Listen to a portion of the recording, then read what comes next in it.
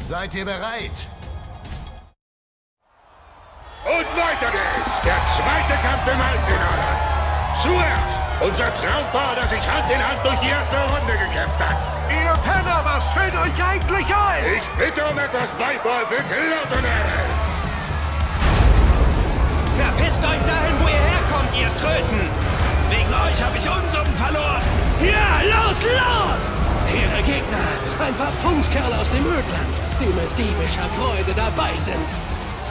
Mit Fingern so lang wie die Gesichter ihrer bemitleidenswerten Opfer. Also, lassen Sie Ihre Wertgegenstände von jetzt an besser nicht mehr aus den Augen. Einen herzlichen Applaus für Beck und seine rabiat ruchlose Gang!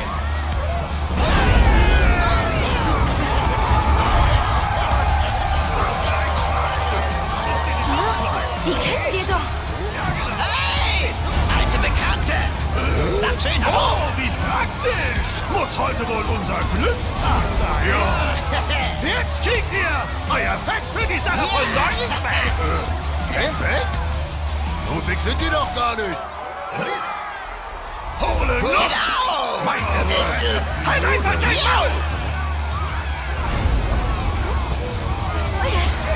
Mein lieber Jolly, was hat das denn zu bedeuten?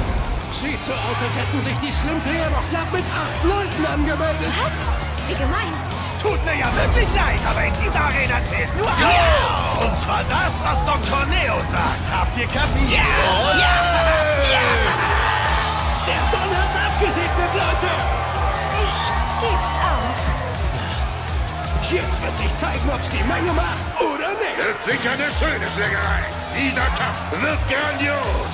Nicht weggucken, sonst entgeht Ihnen was. Freuen Sie sich auf Runde 2 im Halbfinale. Volle Konzentration.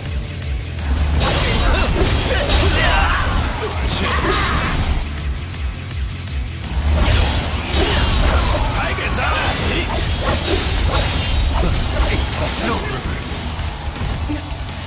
Komm schon! Lass uns tanzen, Baby!